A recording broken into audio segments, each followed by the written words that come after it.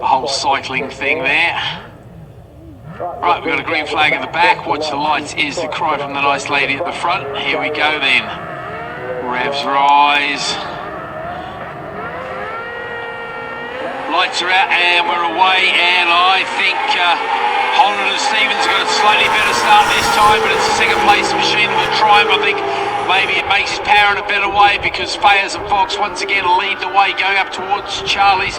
I think that might be Wakely and Hilditch in third, or maybe Smith and Smith, can't tell at this distance because very similar outfits, but off they come at Charlie's and down towards you once again, Bradley. Got them here, Jim Fayers and Mark Fox lead the Smiths, and then it is Wakely and Hilditch ahead of Greg Lambert, who's the first of the Formula 2's, fourth position overall on this first half of the opening lap, but the number 74 of, there's that Connor Parkin there and Pat Ferrance there right there behind them, so we're watching them as they go up towards Park Corner for the first time of 5 laps now in this restarted race number 1 for the Formula 1 and Formula 2 sidecars, but round Park Corner and on towards Chris Curve now, and these passengers are really getting to work out now around the right-hander of Chris Curve. Flick it over to the left now, get all the way to the inside, and it is the number 65, the black and green AW Racing of Jim Fayers and Mark Fox. Just a few spits of flame there, and it's a change of the lead in the Formula 2s as Connor Parkin and Pat France go up the inside of Greg Lambert and Andy Haynes, trying to retaliate as they go in towards the chicane, but no way through. But it is Jim Fayers and Mark Fox there who are just about leading the way, but again go defensive into the bottom of the mountain, Keith.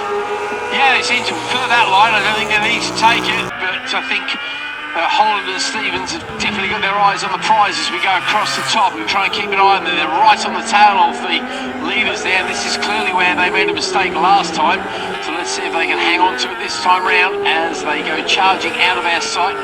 We'll be getting some updates on the screen very shortly. The field is making its way down, and it's Fayers and Fox definitely leading out of trees. Over the line they come. They're not with the most commanding lead in the world though, because Smith and Smith, Wakely and Hilditch are right behind them. Holland and Stevens came across the line. I think they might have a transponder error there. We'll get confirmation in a sec. Oh no, maybe it is them dropping down. Oh, it gets very confusing. Lambert and Haynes up next. King and Saunders, Eastle and Smith, Buchanan and Evans drop a couple of places on the opening lap. King and Saunders make up 3 this time round. Holland and Stevens lose 4 places. That's what it was there. So Peach and Edwards over the line there, slightly different Peach and Edwards team, of course, same passenger, different driver. The F2's being led by Ferrance and Parkin. I'm used to Patrick Ferrance being a passenger, I think, Bradley. Yes, that's right. You can say Pat Ferrance was over there on the TT around about 10 years ago now. It was Pat Ferrance. But it's good to see him back out there now here in this race. There's going to be a change for second place as Wakely and Hilditch have decided that now is the time to make the move, and they go up into second place on the brakes in towards Mansfield. They've held onto it there. The Smiths trying to retaliate once again, but no, they are there in third place now. And the advantage here, in fact, for the number 74 of Connor Parkin and Pat Ferrance is that they do have the Formula 1 machine of Holland and Stevens in between themselves and Greg Lambert. So that's good news there for the lead of the Formula 2s as they make their way under the bridge and into the bottom of the mountain. But Jim Fayers and Mark Fox there, Keith, I think they've gone fastest in the first sector to open up their advantage at the front of the race.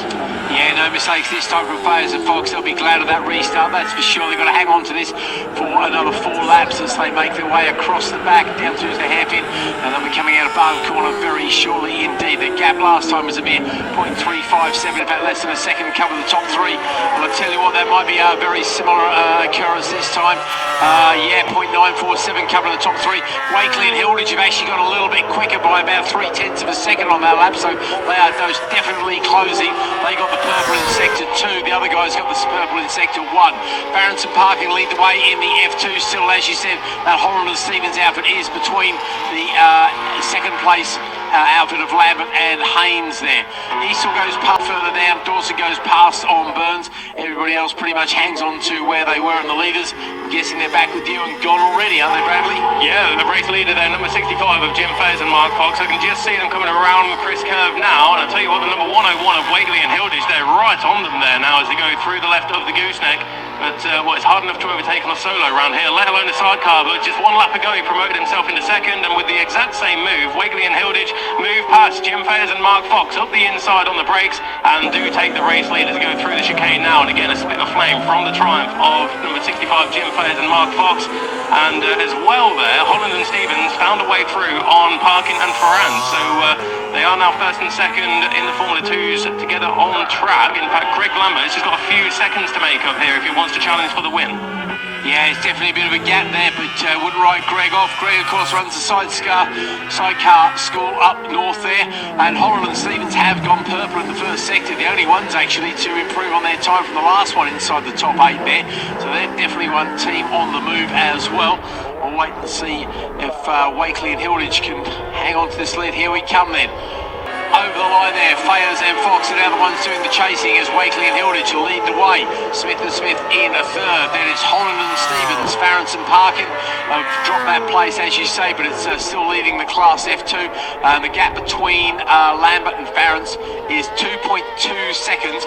However, looks like Greg Lambert went 0.6 of a second quicker on that lap as well. Fastest man on the track was indeed Ben Holland with Wayne Stevens in the chair there. They've done a 1:40.253, so they are the ones to beat at the moment, and I'm guessing you've got a better view all of a sudden. Yeah, they're going around Park Corner now, and that 1:40.2, it's over a second quicker than anybody else on the track, and more importantly quicker than those in front there. So that number 100 machine of Ben Holland and Wayne Stevens is currently in 4th position on the circuit and in class. They are challenging now Will and Andy Smith for that 3rd place. Can't quite make a move down into Mansfield, but of course we are on the penultimate lap, so keep the last lap flag. We're starting to be getting readied now, but in towards the chicane they go. 1st, 2nd, 3rd and 4th. Nothing to separate that battle between the Smiths and Holland and Stevens. That gap as well between the Formula 2s. The 74 there is being closed up now. Parkin and Ferrance, the gap is coming down to Lambert and Haynes. So Greg Lambert, he's got about a lap and a half to make a move, but he's right there. I'm just watching the flags getting prepared as you suggested. We're getting ready to wave the old last lap flag to tell us you've got exactly one more circulation to go. Leaders up towards the hairpin now. They'll be coming out of barn any second. Back into our views here at the main commentary box, and of course you can see them from where you are as well.